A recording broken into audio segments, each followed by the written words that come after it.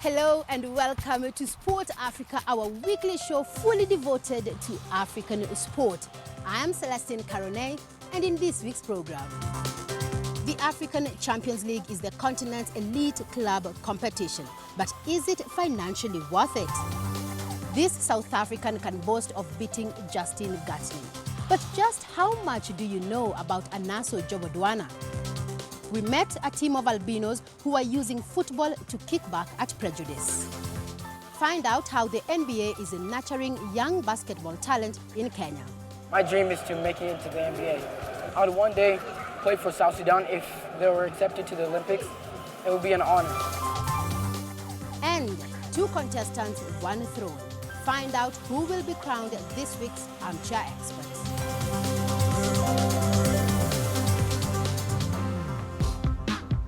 Thank you for joining us on BBC Sport Africa. This week, coming to you from a less conventional football pitch in Nairobi, where you can play the beautiful game as you enjoy the city's scenery. Well, some of Kenya's future players could get their careers going on this pitch and maybe one day play in the African Champions League.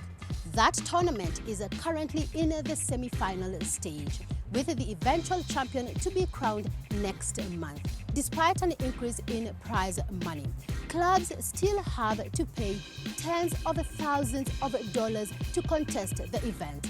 In our big question this week, we are asking, is the African Champions League financially worth it for the clubs? The African Champions League is the continent's greatest club football competition, and in that way, it is the equivalent of the European Champions League. But that is where the similarities largely end. There are big differences in global exposure, interest, and fan attendance, and, crucially, in terms of travel and money too.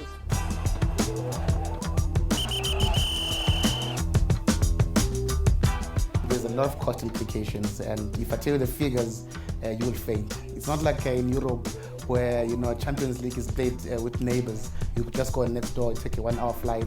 For us, it takes way more than that. The African Champions League offers $12.5 million in total, a sum dwarfed by the $2 billion available to the European counterparts. So, is the African version financially worth it? It is not worth the campaign as it is organized now. Sometimes you feel relieved that you have been eliminated.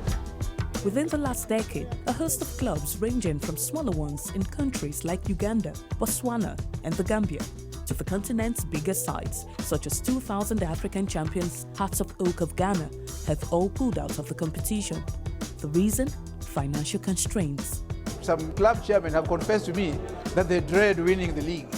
They don't want to get there because they say you win, then you open a door of headaches. Unlike the European Champions League, where every participating team receives money, Africa's sides have to play at least one round, often two, before they can reach the group stages, which guarantees them at least $550,000. North Africa's wealthier clubs can largely weather the Champions League cost. But if a sub-Saharan side fails to go past the group stage, would their campaign be a total financial disaster? When we reach the group stages, we're supposed to receive some 27.75 billion shillings. And if you look at our expenditure, it's already gone to 60 million shillings. So at the end of it, we're actually expecting nothing. Even reaching the final is no guarantee of financial success. Take South Africa's Mamelodi Sundowns. En route to winning the title in 2016, they flew to 8 different countries, 2 of them in North Africa, meaning that the extra money received for winning the title as opposed to being runners-up made all the difference for the South Africans. If we didn't win the Champions League, we would have lost money. We would have lost a lot of money, actually. He uses a trip from this year's campaign to make his point. Our last trip against, it was in Morocco against Wydad Casablanca. It took us 1.5 million rands. I'm talking about now just the travel. I'm not talking about the accommodation, the ground transportation. I'm not talking about, there's also other hirings we do. And other costs too, in the shape of domestic form. In Champions League, when you come back, you collapse. I can give you examples. Orlando Pirates played in Champions League 2 years in a row. And the following year, they were fighting to be in the top 8 of the league. Platinum Stars played in the Confederations Cup, also CAF competition. The following year, they were relegated. Black Leopards, same thing. What then are the rewards for participating in Africa's elite club competition? National prestige. I think, if you look at North African teams, they have traditionally held a lot of prestige in competing in African club competition. For players from clubs in this country to compete against teams from West Africa, from North Africa, East Africa, wherever really, is a great learning opportunity and a great opportunity for them to understand what it takes when they perhaps get to national team level. It's because of the Champion League that we played in 2013. That's why TP Mazembe came calling for us to sell our players to them. So if you have the exposure from the Champion League, then it's financially rewarding. The other driving force is a chance to compete at the FIFA Club World Cup, the competition for the world's continental club champions. Just qualifying is worth $500,000 alone, on top of the $2.5 million gained for becoming African champions. It's a huge incentive to play in the Club World Cup. The lessons that you learn from playing against other teams from other parts of the world is invaluable. I mean, that experience, if you transfer it to the national teams of where the players come from, it is something else. It's also a chance for unprecedented global exposure. Some reward for an African campaign versus long and challenging journeys and short on financial success.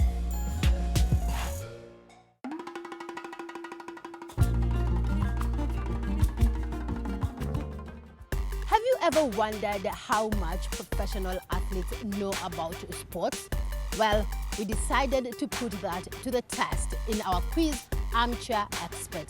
Kenyan footballers Michael Olunga, who plays for Japanese side Kashiwa Reysol, and David Ocheng, who turns out for Sweden's IF Brom, are battling for the throne in an Armchair Expert special this week. The referee is Minwa Shira.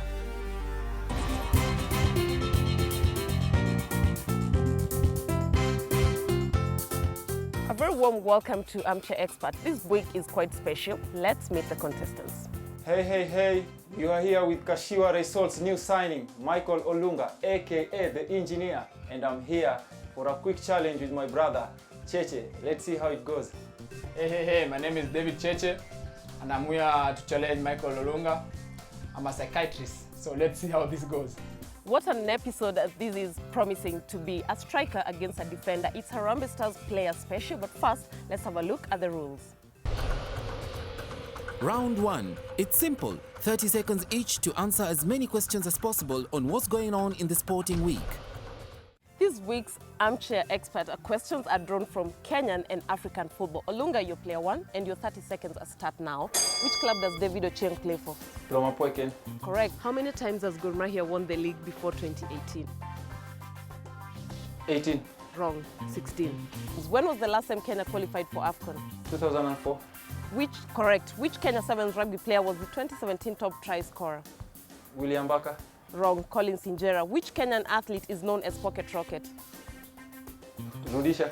Wrong. Vivian Cheriot. Who is the Harambee Stars all-time top scorer? Dennis Olech. Correct. Name 2 Kenyans who play for Zesco United. Jesewere and Anthony Akumu. Correct. And Michael Olunga right there getting 4 points. And Cheche, it's your time to either top that or lag behind. And your 30 seconds start now. Who was the first Kenyan to score a hat-trick in the Spanish league? Michael Olunga. Correct. How many times have AFC Leopards won the league? 11, 12 or 15 times? 12. Correct. Who was a coach when Kenya last qualified for AFCON? Kimang. Wrong. Gos Mule. Who was Kenya's first world champion in javelin? Okay, don't know anyway. Julius Yego. Malkia Strikers refers to which national team? Volleyball team. Correct. What is the name of the Kenyan women's football team? Harambee Starlets.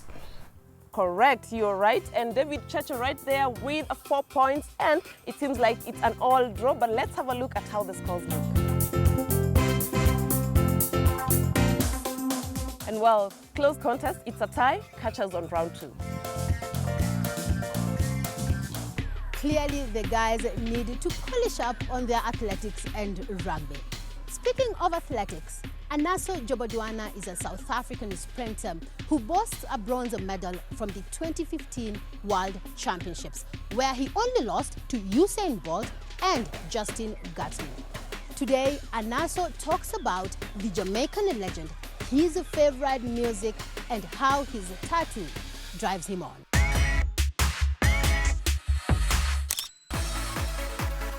Anaso Jobodwana from the Eastern Cape, and I'm a South African sprinter.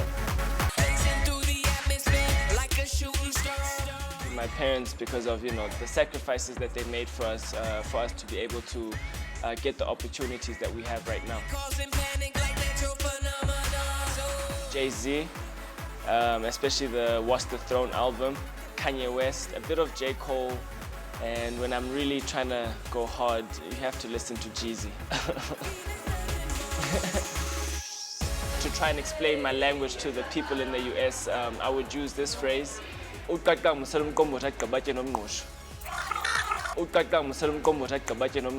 That's my favorite phrase. It left a lot of people confused. They didn't know if I was saying a spell or I was, giving them good luck. A night in at all times. I think going out is I think I'm getting too old for it.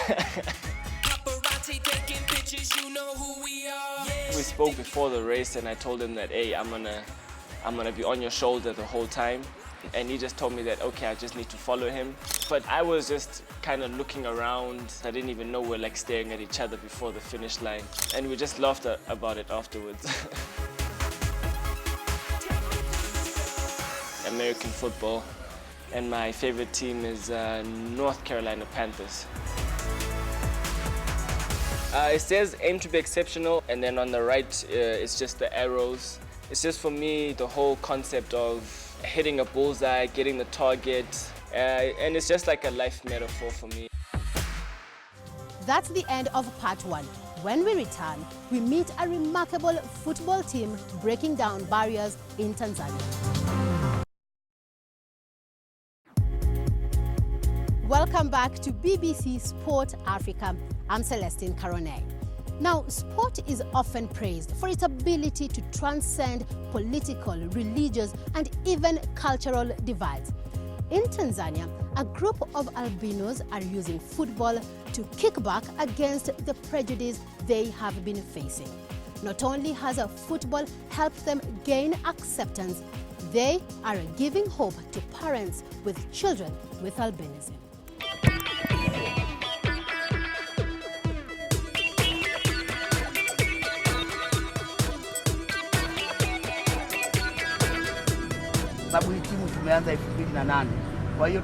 We started this team in 2008.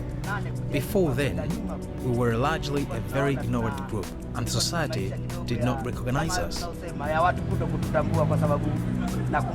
In fact, when we started, we approached some businesses for sponsorship, but they turned us down as they did not believe there were enough albinos to form a football team. Some claimed we were no more than 4 albinos.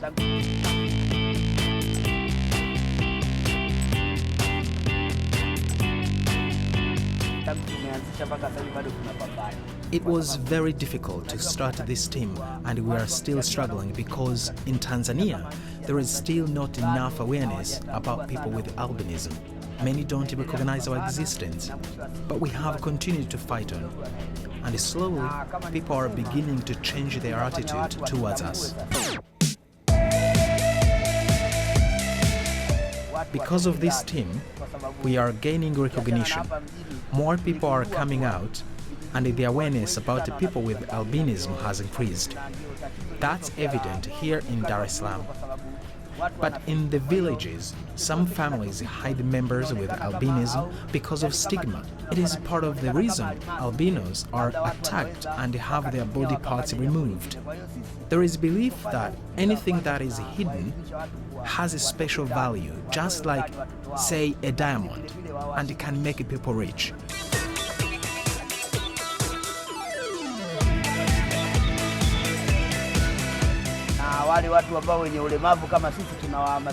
So, through this football team, we are encouraging families who have children with albinism not to hide them, but to get them involved. We are also empowering people with albinism to fully participate in fighting for their right to education, economic empowerment, and health. Now we have won people's trust. As you can see, we now train alongside people who are not albinos. They now protect us because they know without us, they will lose their training partners. These guys have become our ambassadors out there, and we feel that derogatory language towards us has reduced.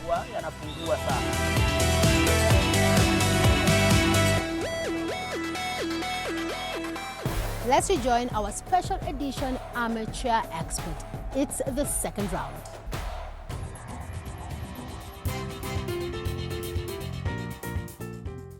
Welcome back to round 2. It's all players on 4 points. It's called Convince Me, and here are the rules. Round 2, Convince Me.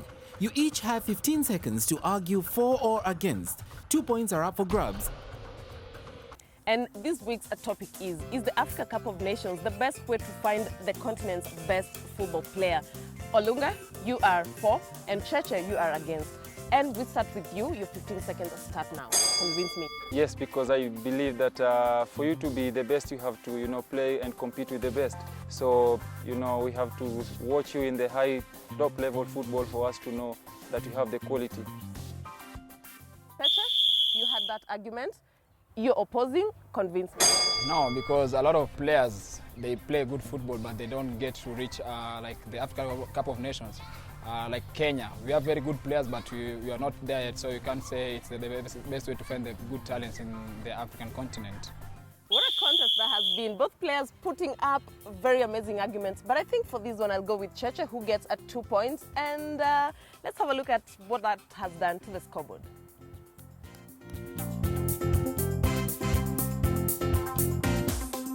It's Cheche on 6 points and Olunga on 4 points as we go into the break. Make sure you catch us on the third and final round.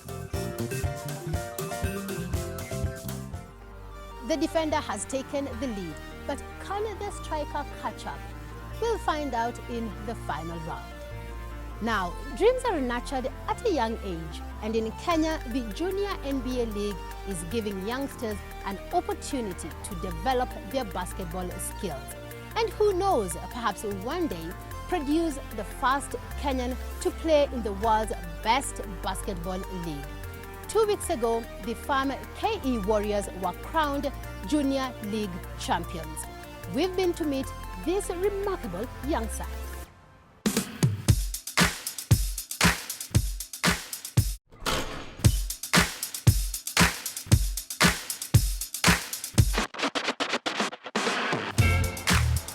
The idea was always to try to have grassroots activities.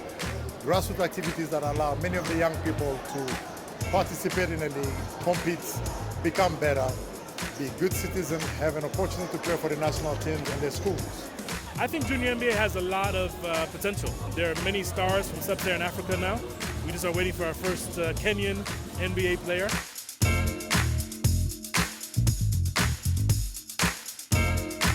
We have some kids who are from refugee populations, South Sudanese. We have both South Sudanese who are refugees and those who are not.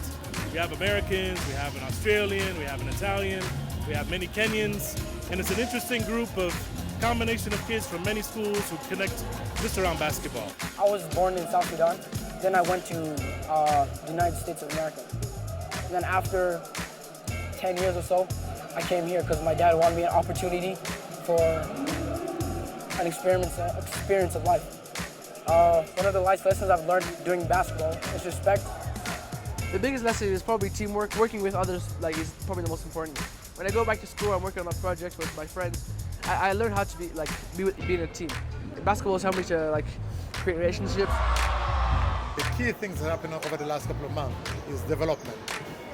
The coach are able to teach the curriculum that are not just based in basketball. It's based on life skills for life. Globally, the challenge is that we compete against the phone, Facebook. You gotta get kids to get out and exercise.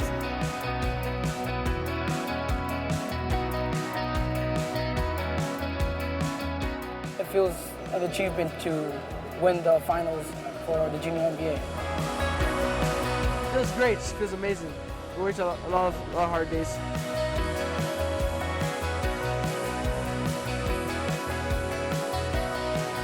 What we've done, we've created something very exciting.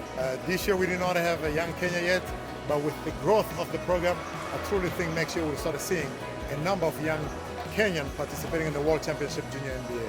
My dream is to make it into the NBA. One of the players that inspired me is the Wall Gang because of where he came from. He came from the village. So after he started playing basketball for a while, he got noticed by other scouts and everything. So one small thing could change to a big inspiration. I would one day play for South Sudan. If they were accepted to the Olympics, it would be an honor.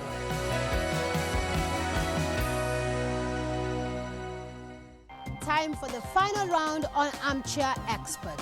Can the defender keep out the striker? Let's find out.